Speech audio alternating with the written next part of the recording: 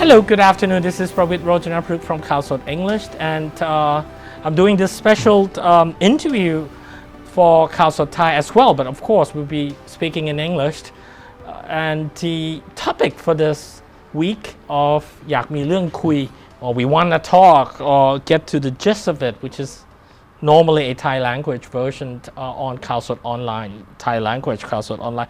We'll be focusing on the upcoming APEC summit here in Bangkok, which is happening within the next few days, particularly on the 18th and the 19th. And I'm delighted to have a very special guest this afternoon with us, a seasoned former diplomat and a self-styled critique of the foreign ministry. I would like to welcome Ambassador Russ Chaleechan. สวัสดีครับ สวัสดีครับ Ambassador Russ Chaleechan has served in Mozambique and Kazakhstan, I believe. Serve as ambassador That's in correct. Mozambique, and my last posting was in Kazakhstan. That's correct.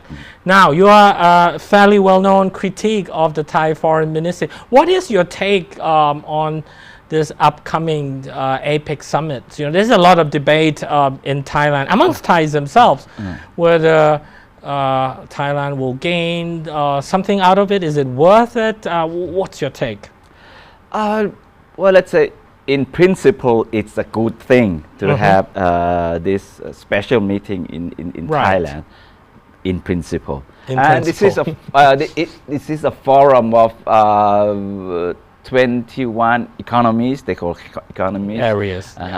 area, and which encompass A third. nearly half of Yeah, our yeah. world population, and one of the largest combined Trading bloc.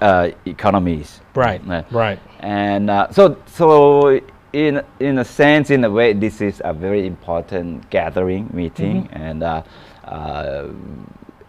it should benefit our country Correct. as the host.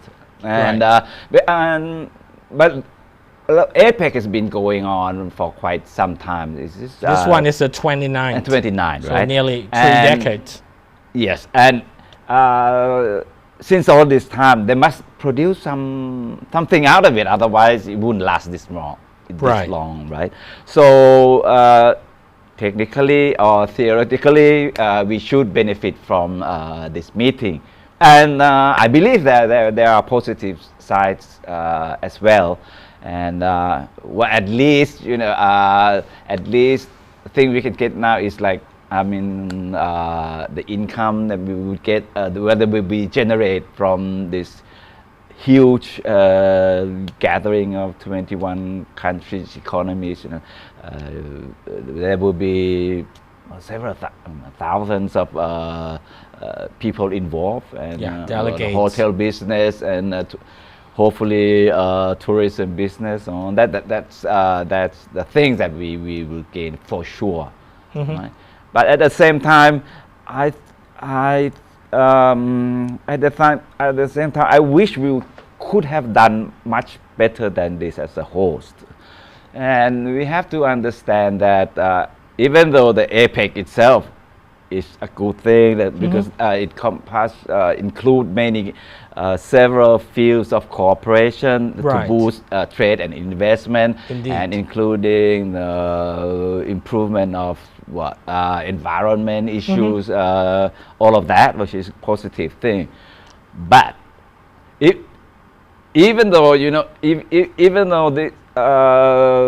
the meeting or the forum push for the betterment or better regulation for the whole for the world as a whole, but do we as a country, Thailand, are ready to take up the challenge of all those rules ourselves? Because if we look at us as our own country, for like this past 8-9 years,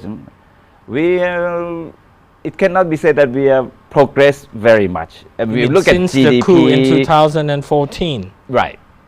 This mean okay, the meeting is good, but have we prepared ourselves to benefit from the forum or the regulation that the forum strive to improve, right?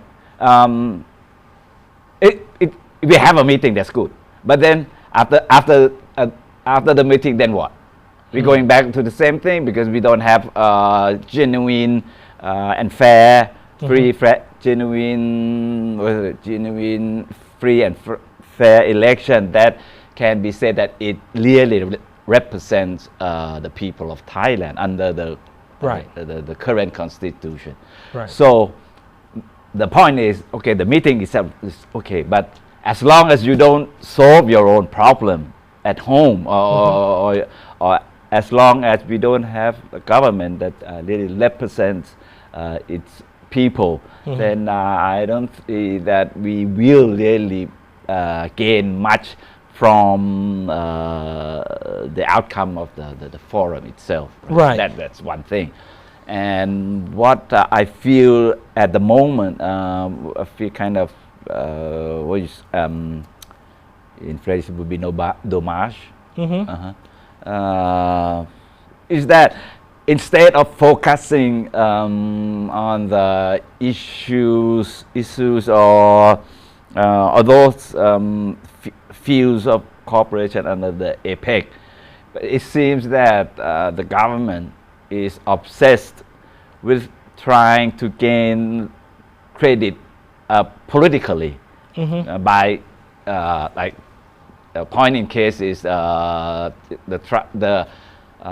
to appease the president of Russia, President Putin, to come to Thailand, which I believe was the reason why Thailand abstained the vote in the United Nations to condemn the annexation of Ukraine territory by Russia. But Putin is not coming. Now it's clear, not and coming. he's only sending a first deputy prime minister. What do you make of that? It's definitely like it's not slap in What the kind face. of signal? It's not slap in the face, but it's like after all the things that the Thai government, Thailand try to appease Russia, and then In the UN. and in the UN, which I think very damaging things to for Thailand for abstain that vote, because it has always been our core policy in not we cannot accept that any country can invade another country by using force, but in this case we are abandoning that principle which we uphold for so long, and it's very damaging for Thailand. And that's why, for just to appease or to make Curry favor. to make Mr. Putin feel President Putin feel good to participate in the APEC meeting, and in the end he couldn't make it. Of course he couldn't make it. He couldn't make it anywhere. If he got anywhere, I don't think he would be able to return back to Russia at the moment. But then again, it shows that the Thai government, instead of focusing on the issues of the meeting itself, to push for the improvement of regulation and so forth under the APEC, but a lot of efforts has been focusing on trying to bring some head of world leaders to attend this meeting, so that our government can gain face political points. I wish it's kind of I don't know, say The priority is has been not on spot. No. Right. What about the United States now? We also know that President Biden will not be here in Bangkok. Instead, he would be sending his Vice President Kamala Harris. What do you make of that? Is that a sign? I mean, he's in Bali, right? Or was it today? And the other day was in Phnom Penh in Cambodia for the ASEAN summit. But Biden will not be here in Bangkok. Or what do you make of that? I think President Biden is sending some signal that he's not very pleased with Thailand at the moment. Right. It might be issue of I choose to think it's combine things reasons, including the human rights situation in Thailand, which is not getting any better at all, and the Thai position on situation in Myanmar, which does not please, of course, would not please United States at all, and what else? And we have to say that under this regime, present regime, our relationship with the United States is not that very close, and which partly because partly because of the problem of democratic and human rights. Right. Okay. Now there are 3 special guests that have been invited and will be in town, and that includes the Prime Minister and Crown Prince of Saudi Arabia. Very controversial figure who has been accused of masterminding the murder of a famous Saudi journalist in Turkey. What do you make of that? I mean, Thailand over the past few months or many months now have been successfully, quote unquote, resuming ties with Saudi Arabia after 3 decades of the so-called Blue Diamond saga. You know, the diamonds were stolen from a palace in Saudi Arabia, and fingers were pointed towards Thailand, and we couldn't return the diamonds, and for 3 decades there was we did return. Well, but they were fake. That's right. Okay, I didn't count a fake diamond as real, but correct me that you're right. If you want to be pedantic about it, yes, indeed, we did return, and it was fake. To point out, so basically, it's a fake diamond. So for 3 decades, the Saudi Arabian government did not send any ambassador. There was no ambassador or Saudi ambassador in Bangkok, but that's changing, and so I think as a so-called reward or incentive, General Prayut Chan-o-cha, the Prime Minister and former junta leader, has decided to invite the Crown Prince of Saudi Arabia. Do you think we will gain more, or we will stand to lose more as a result? Because the world will be watching, and we know that Saudi Arabia, since the murder of that journalist, has been rather isolated. So what's your thinking about that? I would think at least it's better than invited General Min Aung Hlaing to but I can understand the government, the logic. The logic, of course. The government would want to please Saudi Arabia, and the country, of course, we stand to gain at least economically. Right. But if you're talking about the image of the country, if you would say ironically, I mean sarcastically, we wouldn't go worse than this, you know, inviting MBS, because we are closing up with General Aung Hlaing already, so it's not getting any worse. You can't go lower. You can't go much lower. The bar is not. But at least the country will, I believe, will gain more from Saudi Arabia, and tourists and and import, export, trade. And France, you have no problem. I think that's a good move. President Macron will be in town, and France is pushing very hard for its own EU/France Indo-Pacific strategy. What do you think about that? And they're trying very hard to elevate and strengthen the bilateral relationship between Paris and Bangkok to that of a strategic partner. So you have, but no, that's very interesting, and I might like to add that. But on the other hand, France has been arguably the biggest uh, taker of Thai recent Thai political exiles, particularly those who fled the less majestic law. You know, there are like about at least I presume about 10 people by now who have fled Thailand and are now offered political asylum in France. So what do you make? Very complex. And we know that the Thai government, particularly the Prayut Chan-o-cha government, is very unhappy about the situations, but probably France couldn't care. Or what do you make of that? I think it's very interesting, but on the other hand, you know, they have, of course, the government would not be, is not happy at all with France stand on this Thai political refugee. Yeah, who are facing the charges of insulting the monarchy. But as for this particular meeting, you know, they need to have some head of state that is like someone truly world leader to attend. Right. So this is seen as a boon for the government. Okay. For the visit of President Macron.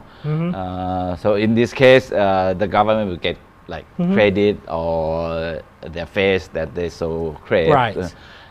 So they are ready to forget about that. The political refugees. For the moment, you know. Right. Right. And Well, at least they cannot do anything about that. they will put it aside. Yeah. Yes, that's real politics. Real Now, politics. another list, and that will be the last list of guests that I am a little curious. And you mentioned that back in 2003, you back then were still with the foreign ministry and did actually work in preparations for the 2003 APEC meeting. But again, China and Taiwan are coming. What do you make of that? This is one thing that quite interesting, and if we really, I was thinking that if we really want to have spotlight, I mean, because one of the things that we should utilize is that we need to be in the spotlight in this gathering events, so that the world spotlight will shine on us and put us back into the world radar. Right. And one thing, but now it's like because of G20 and because of the ASEAN summit in Phnom Penh, it seems that APEC is not very shiny. And I heard that, which is very different from the time that the first time that we host APEC meeting in 2003, which at that time I was responsible for the press center of the meeting, and we have so many thousands and thousands of applications before, of course, before the meeting itself. And this time I was told by some of colleagues that quite few applications from foreign journalists. Right. And many of them assigned the Thai counterparts to cover the meeting for them. So we are not seeing like army of foreign journalists to Thailand compared to back in 2003. Why is that? Like I said, because it might be unfortunate that there's COVID-19 or because of the G20, it just happened, and there was the ASEAN summit just last week. And there's not many, because we have to, I think, accept that that was the last two APEC meeting was done online, right? Right. So, and the issue itself is not that interesting to the. It become too technical that it's not wow thing anymore. Unless you have all of the heads of, like, if President Biden come and President Putin and all of that, and then okay, that would be something of interesting I would say in the journalist point of view. But Right. now it's like, and of course because of G20 and all that, and we don't have this United States, we don't have President Biden coming. So, and combine it with the issue of the APEC meeting itself, which is not. Let's face that the APEC issue, although it is beneficial, but it's not something that will change the world dramatically. No, earth-shattering. Now, let's be fair to G20. the. Okay, let's be fair to the Thai government, the Prayut Chan-o-cha administration. They are pushing for an APEC-wide FTA. Okay, they hope that in the next 3 years they will continue to talk, and maybe somewhere along the pipeline there will eventually be an APEC-wide FTA. Is that not something really big? It will be if succeeds, it will be the largest trading bloc without question. Are you not willing to give the credit? The Thai government is going to push for that in the next few days. What do you think about that? Good. Very good. In theory. But it's good thing, right? But it's come back to the point that I made earlier. It's I was talking over there, right? Yes. Sorry. Yeah, but you can talk again. The point is, are we ready to benefit for those improvement of the regulation we are talking about? Because our country, as long as we do not have the government that truly represent the people, Right. we cannot move to forward economically, politically, right? So you can change all that regulation, or the world has changed all that regulation, but if we are not ready for it, how can we benefit from that? You know? We have because we have not solved the key basic problem of the country at the moment. You know, we have been stagnant for what 8-9 years since the coup. I mean, Right. our GDP is like 1 or 2% growth, and or even worse than that. In some cases, I think last year we saw it's beneath the red line. I would think Just barely. yeah, very badly. While our neighbors country is doing like what 6-7%. You mean Vietnam or the Vietnam, Philippines? which they have COVID too, no? But why? But this is the solid proof of the ineffective of the government to push the country forward, right? Because why? Because we haven't changed, or we haven't solved the basic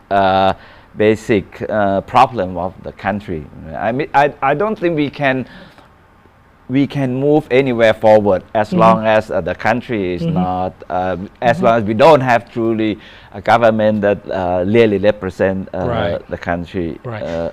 the people. So in this case, even the meeting itself is okay, good. You know, liberalization of all those trade and investment barriers. That's good things, of course. But for ourselves, for our own country, I mean, if we do not, if we cannot solve the basic problem that's facing us, I don't think we can benefit much. You know, a few hours ago, just before our interview, I visited the slum community. There's about 100 households just opposite, across the road from the summit venue, the Queen Sirikit National Convention Center.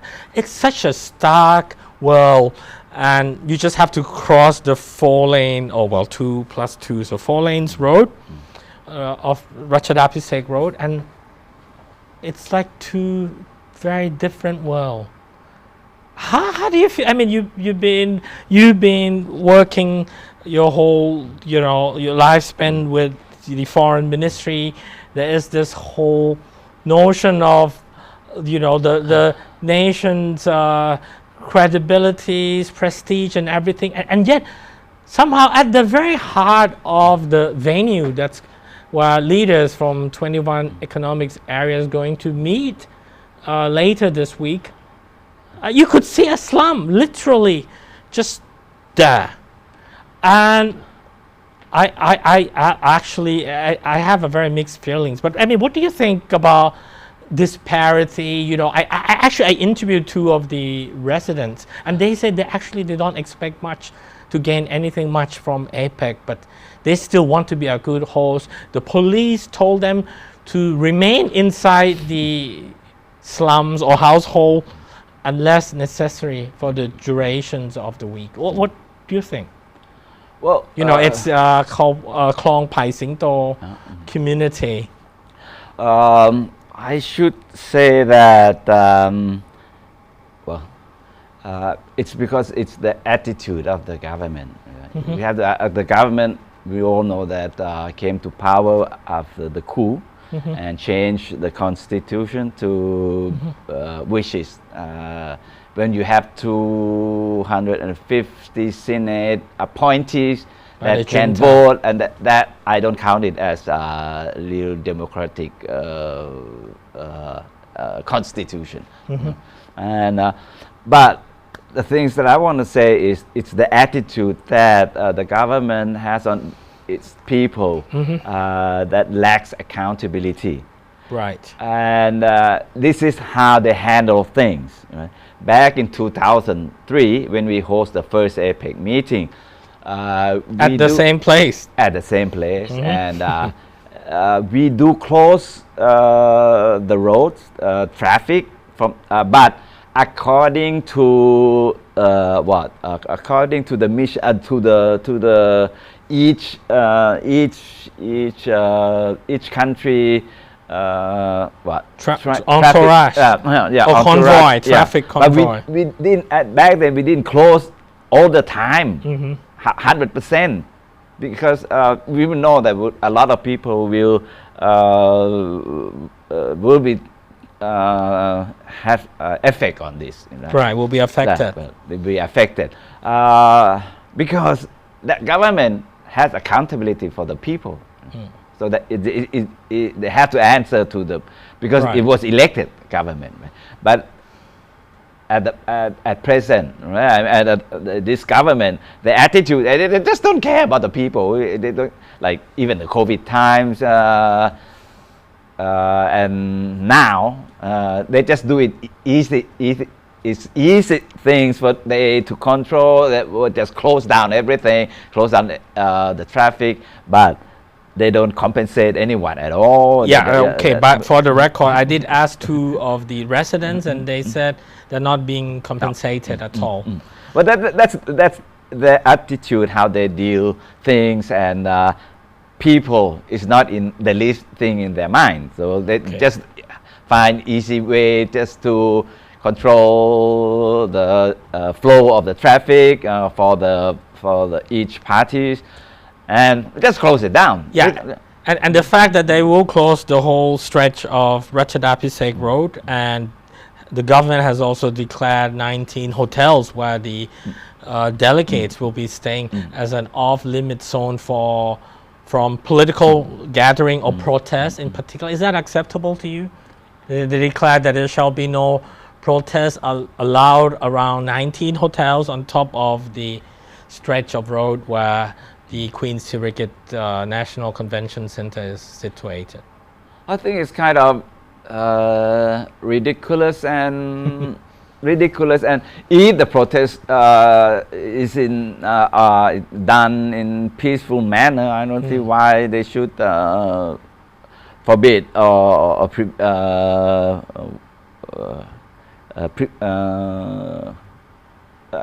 because there's Thai people have rights on according to the constitution. You know? So I mean, I don't really think. But the motto is open Okay, Be connect inclusive. and balance. Is it open? Well, it's not Not open. open. If you are protesters, you have to be away. So don't you find that ironic? Is that an oxymoron? The fact that one of the key mottos of the APEC summit here in Bangkok is open, and yet, of course, the roads will be closed, and if you want to protest, you are not welcome. And what? They put a big, huge signboard, right? All Thais are proud to be the host of APEC 2022. Yeah, I took that photo. I posted it on Khaosod English yesterday. And if that's true, why do you? Why would that be protesters? Okay, now I will end this on a superstitious note.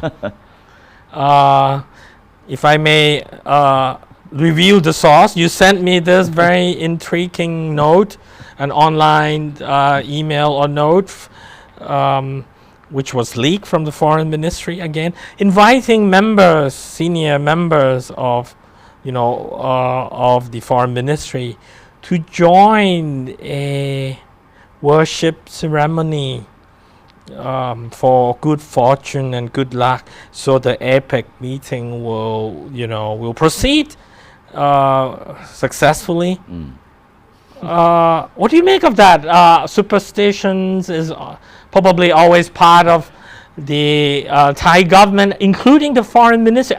Come on, I mean, let's face it, the foreign ministries is the creme de la creme of the Thai bureaucracy, the brightest and the best only normally selected. And yet you guys are very superstitious.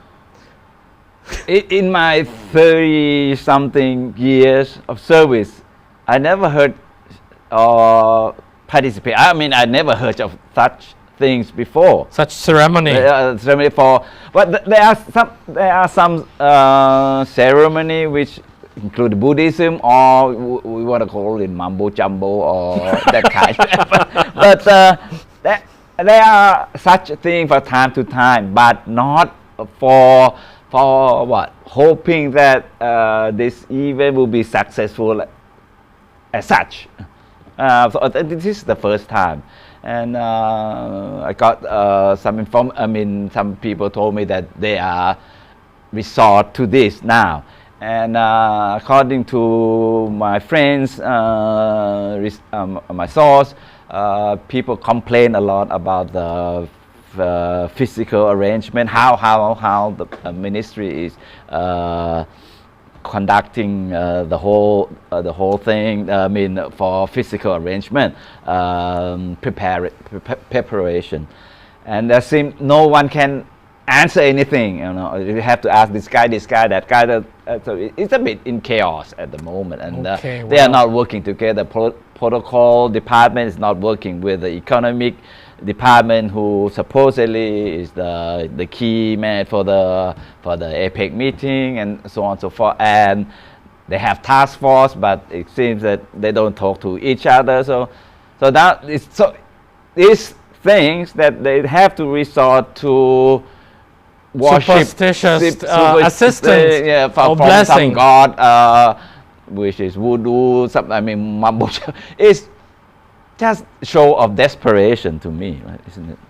Well, with that note, it's been a pleasure speaking to you, Ambassador Russ. And I hope they have good luck, but because this is our whole country, of course. We wish them luck as well. And we hope we can welcome you back on Khaosod English or Khaosod Thai in the future for more interesting discussions. But for this afternoon, thank you very much, Ambassador Russ. This is Prawit Rojanapruk from Khaosod English and reporting for Khaosod Thai.